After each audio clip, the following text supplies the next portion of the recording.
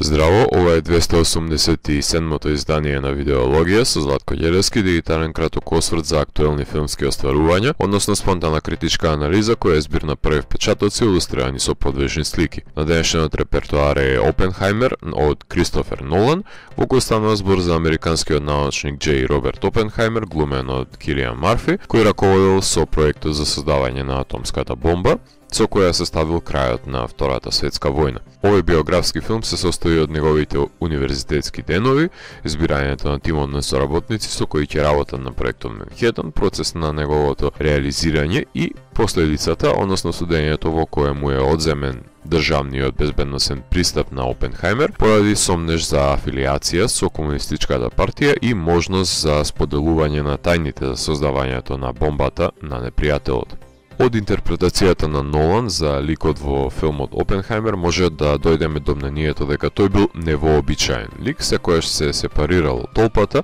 без разлика на тоа што сакал да биде прифатен од неа, во постојан конфликт со сопствената надменост. Начално бил поставен на позиција да оркестрира соработка на најпаметните физичари во и вон државата, кои требало да соработуваат заедно во предизвикувањето на законите на физиката за да се погледне во непознатото, таму кај што нема зачекорен на човекот. Со оглед на тоа што е когнитивен процес во прошање и борба на размисли, Нолан наоѓа начин визуелно да го илустрира процесот на гледање на делењето на атомите, кое другите не можеле да го погледнат, што говори за неговата посебност, односно знаење кое колегата Ајнштајн го согледал и затоа му сугерира да не подклекнува на туѓата волја, затоа што го поима светот на кој останатите не се способни да го перципираат. Меѓутоа, во филмот се прави колизија на две противречни тежишта. Едното е научниот дострел и стремежот за посегнување по пламената страна на американскиот Прометеј, со императив за создавање и стремеж за откритие, но се раѓа дополнителен јадеж во мигот кога откритието ќе започне да се користи како оружје за масовно уништување, водејќи го до конклузијата дека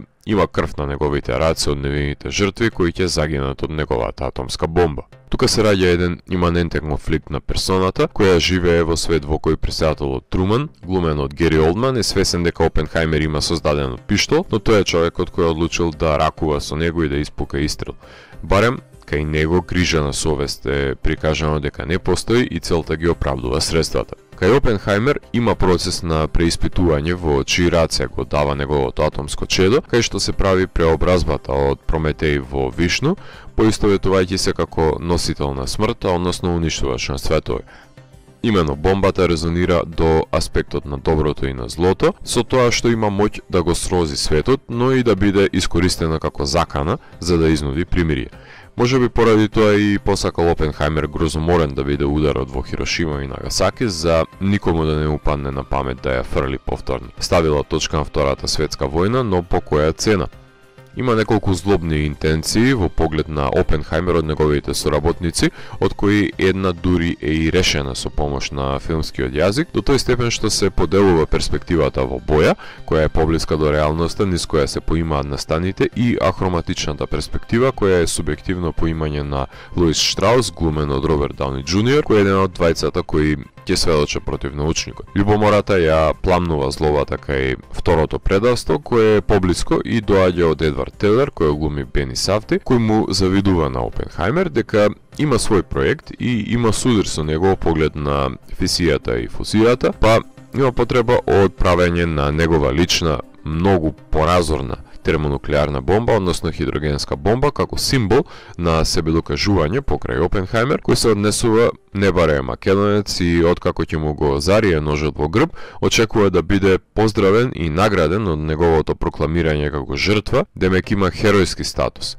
За жал, нема да го погледнеме распетието до кое ќе бидат доведени поради нивната надменост. Злото непречено умее да се шири и во период на мир, посебно за време на студената војна, кога колатерална штета станува херојот Опенхајмер, кога штом еднаш е подигнат во висината за неговиот успех, американското општество дотолку ќе ужива во неговиот пат. Тој е обвинет за афилиација со комунистичката партија под претензии дека споделувал тајни за функционирањето на бомбата, што се разбира дека било неточно, меѓутоа на тогашната власт потребен и бил антагонистот за во параноичноста од потребата за доминирање со светот на СССР, односно се создаваат жртвени јагнења, кои најчесто доаѓаат од просветлена фела, гласноговорни трагачи по вистината кои власта не може да ги контролира, па затоа ќе им го невозможи непреченото делување, нанесувајќи им штета не само на индивидуите, туку осиромашувајќи го светот за смелите чекори за неговото подобрување. Наспроти овие гниди на човештвото, какви ги има насекаде околу вас, се раѓа една неочекувана соработка со командантот Лесли, глумен од Мет Деймон, кој има доверба во способноста на Опенхајмер, без разлика на тоа што е сосема спротивна личност, и се разбира најзначајниот лик од сите на судењето, научникот Дейвид Хил, глумен од Рами Малек, кој е единствениот кој изјавува за огорченоста на Штраус и неговата злонамера во однос на Опенхајмер, синоним за малиот човек кој нема да премолчи пред неправдата за да победи злото. Покрај доминантните патриархални научни окрузи се појавуваат и два значајни женски лика во филмот за Опенхајмер. Едниот е енигматичната и вознемирена љубовничка Джин Титлок, глумена од Флоренс Пју, која има фатална, но и сомнителна судбина, како и сопругата на Джеј, односно Кити, глумена од Емили Блант,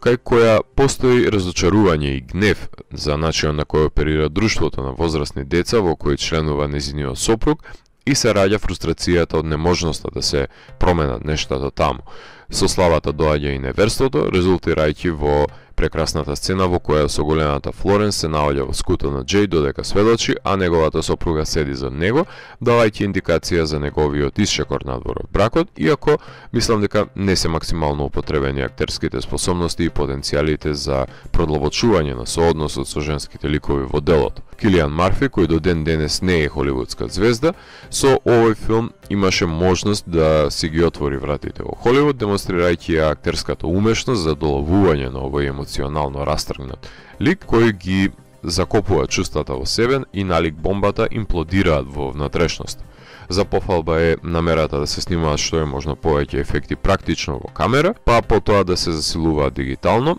како што е случајот со Теренс Маликовите погледи во честичките кои го чинат универзумот. Меѓутоа се употребува во дизајнот на звукот еден чинител аналоген на доцнењето на звукот по експлозијата, таа немост пред татнежот, кој ефективно се пресликува и во сцената во која е пречекан Опенхајмер од насобраните посетители на гледачкиот аудиториум, пристап кој директно алудира на бомбардирањето како разорен процес за доживување на светот наоколу. Лесна паралела може да се направи со плејадата на филмови за космонаути, кои водат до аналогијата дека мора да се соработува за да се открие нов свет, визави однесувањето на НАСА, односно властите и нивното третирање на вистината во јавноста, од Apollo 13, First Man, The Right Stuff, Space Cowboys до серијата For All Mankind. Постојаниот соработник на Нолан, лудиот долгокос холандјанец Хојте Ван Хојтема, е директорот на фотографија кој пука со наполнетите Арифлекс и Панафлекс од 35 и 65 мм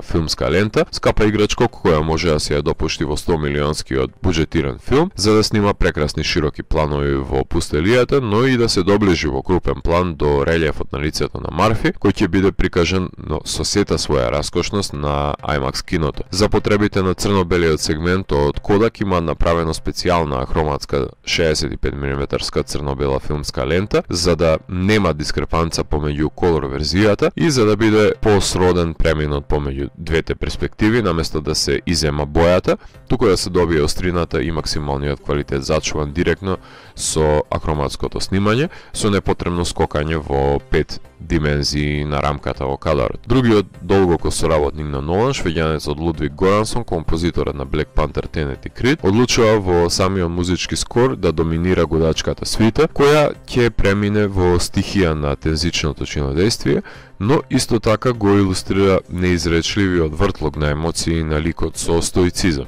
Ја оправдувам одлуката да не се препушти на доминација на милитантните торжествени тапани, затоа што тие би биле поблиска асоциација со воена употреба на идејата на Опенхајмер, која се базира на научниот порив, па затоа има и електронски бит наместо громогласни тапани. Монтажерката на Hereditary, Marriage Story и Tenet, Дженифер Лейм, е соочена со обемноста на овој расплинувачки проект кој има јасна структурализација на 3 чина, меѓутоа секој од нив трае по 1 час. Јасно е течението на действијата, затоа што опрашање е популистички филм за широките маси, биографски филм со упростена и лесно сварлива карактеризација, така што не можам да дадам оправданост за време траењето, бидејќи сметам дека филмот ќе функционира и доколку се острави наративното сало на некои од споредните ликови или пак се редуцираат константните навраќања. Меѓутоа, треба да се задржат што е можно подолго луѓето во кино, да огладнат по можност за да профитираат сенџерите на киносалите без артистичка подкрепа за таа намера, што е